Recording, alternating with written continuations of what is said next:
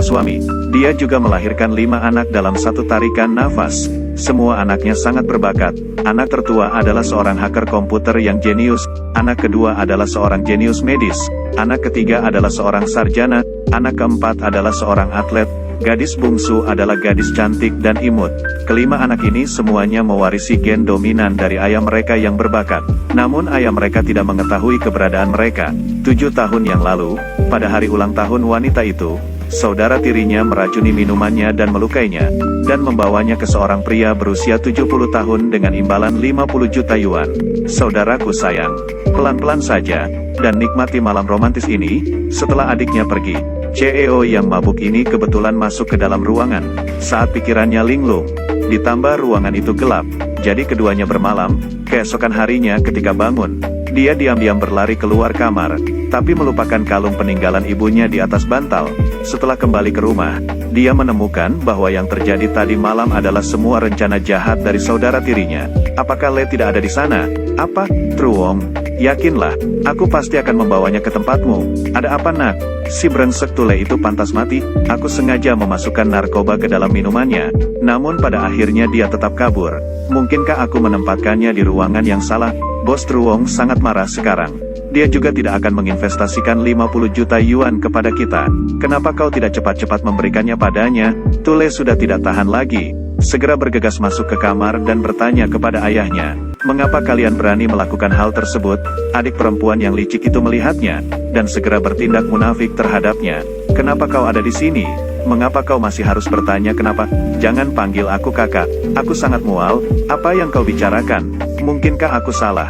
Mengapa ibuku meninggal tahun itu di rumah sakit? Apakah kalian pikir aku tidak menganggap kalian ada hubungannya dengan itu? Selama bertahun-tahun, aku juga telah mengabdikan diri pada perusahaan. Mengapa semuanya pada akhirnya menjadi milikmu Yet? Aku juga adalah anakmu. Jika kau memiliki keberanian, pukullah aku sampai mati."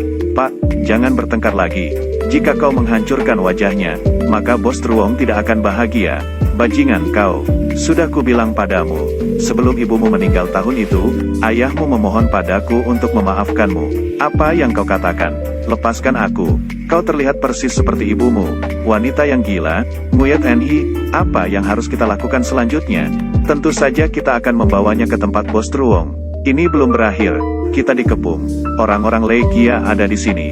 Sekarang ada orang-orang yang mengelilingi villa ini. Apakah yang kau maksud adalah Legia keluarga terkaya di Haitan?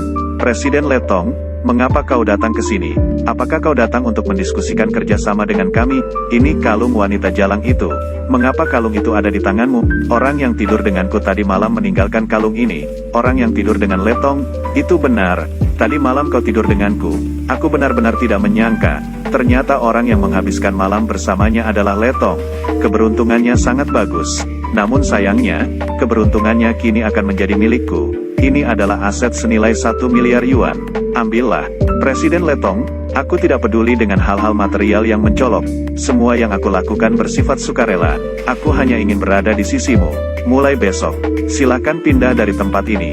Dengan seperti itu, adik perempuan jahat ini menggantikan Tule, dan menjadi istri tuan muda keluarga Le. Karena tidak ingin masalah ini terungkap, ayahnya dengan cepat memikirkan cara untuk mengatasinya dan membunuh Tuli. Namun ketika mereka kembali ke rumah, mereka tidak bisa lagi melihat sosoknya. Dalam sekejap, 8 bulan berlalu, ia menjalani hidup dan mati serta melahirkan 5 orang anak. Lalu berkat bantuan temannya, ia akhirnya membawa anak-anaknya ke luar negeri. Dalam sekejap mata, 7 tahun telah berlalu. Dia bukan lagi orang yang sama seperti dulu. Kini dia telah menjadi desainer terkenal dunia. Di saat yang sama, dia juga diundang oleh CEO untuk bekerja di perusahaan tersebut, karena ingin menyelidiki kebenaran kematian ibunya, serta mendapatkan kembali keadilan bagi dirinya sendiri. Dia membawa kelima anaknya yang jenius kembali ke negaranya. Kali ini ketika kembali, Tuli akan membuat orang-orang yang menyakitinya membayar harga yang mahal. "Anak-anakku, bisakah kalian sedikit rendah hati?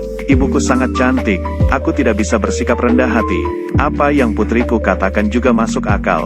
Tahukah kau, besok Direktur Umum Leti akan bertunangan dengan wanita berbakat Tunguyet dari Hoan V Group. Tunguyet, Aku kembali. Apakah kau ingin menikah dengan keluarga kaya? Ini tidak semudah itu. Aku akan menemuimu di rumah. Mobil presiden sudah diparkir di depan. Baiklah, ayah, akhirnya aku menemukanmu. Anak yang baik, sepertinya kau mengenali orang yang salah. Aku bukan ayahmu. Kenapa kau tidak mengakuinya? Ayahku tampan. Ibuku terlihat sangat cantik. Persatuan keduanya melahirkan bayi perempuan yang cantik dan imut sepertiku. Jadi di mana ibumu? Dia di sana. Bagaimana jika ibu tahu aku telah dibawa pergi oleh seseorang? Ibu, lak-lak, kenapa kau berlarian seperti itu? Bu, aku menemukan ayah. Tanpa diduga dia adalah orang yang bertunangan dengan Muyet, dan dia akan menjadi bosnya di masa depan. Maaf, anakku masih kecil dan belum mengerti. Maaf aku mengganggumu. Kenapa wanita ini terasa begitu familiar bagiku? Tunggu, apakah kita pernah bertemu sebelumnya? Maaf, sepertinya kau salah orang. Ayah, selamat tinggal. Sampai jumpa lagi. Aneh, kenapa aku merasa sedikit sedih saat melihatnya pergi? Di mana ayah anakmu? Dia sudah mati. Halo lak-lak, ayo pergi. Kopong, ternyata itu adalah anaknya, Presiden Letong. Nona Su masih menunggumu di villa. Besok adalah upacara pertunangan kalian. Apakah aku perlu pergi ke rumahnya malam ini? Cepat kembali ke perusahaan. Baiklah, setelah 7 tahun, Tuan Letong masih menolak pulang ke rumah. Apa yang harus aku lakukan setelah mereka menikah? Aku belum pernah membaca buku-buku ini sebelumnya. Kakak ketiga, terlalu banyak membaca buku bisa membuatmu gila. Lakukan angkat beban denganku untuk bersenang-senang. Terima kasih Kopong. Selama ini kau telah membantuku memecahkan banyak masalah. Kita telah lama saling membantu. Apakah kita masih perlu mengucapkan terima kasih? Beberapa tahun yang lalu, aku mengambil desainmu. Berapa banyak desas-desus yang ditimbulkan karenanya. Namun dalam beberapa tahun terakhir, aku mempekerjakan orang untuk membantu melakukan segalanya. Aku telah mengumpulkan semua bukti. Tapi tentang kebenaran kematian ibumu, aku masih belum bisa menyelidikinya dengan jelas.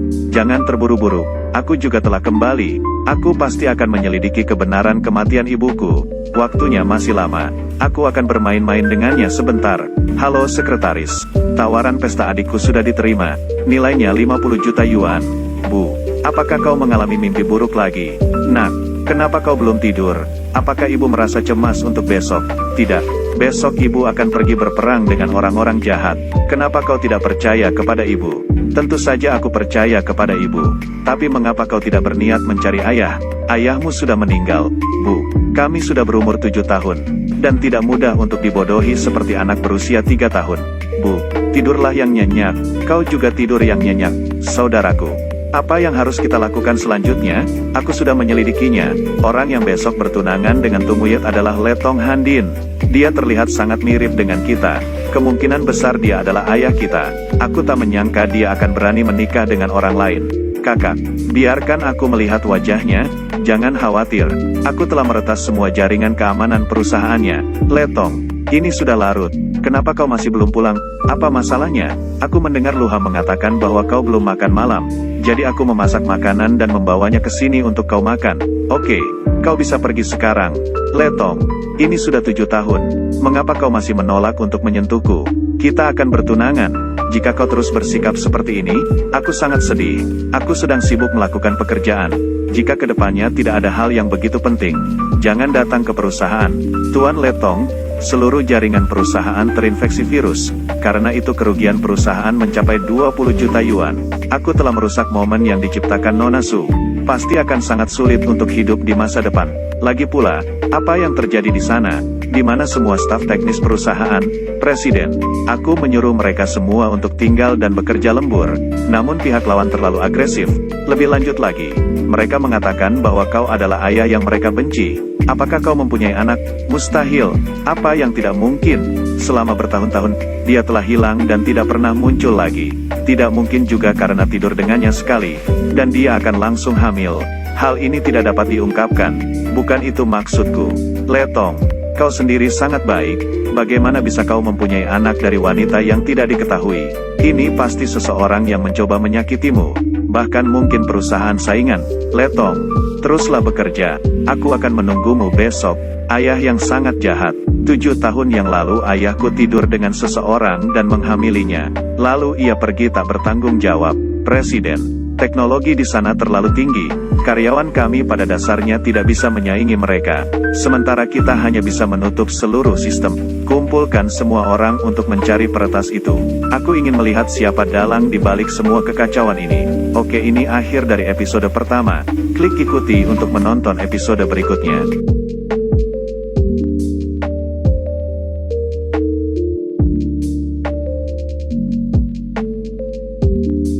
Orang terkaya mengenakan seragam untuk menghadiri reuni kelas. Tanpa diduga, saya baru saja masuk.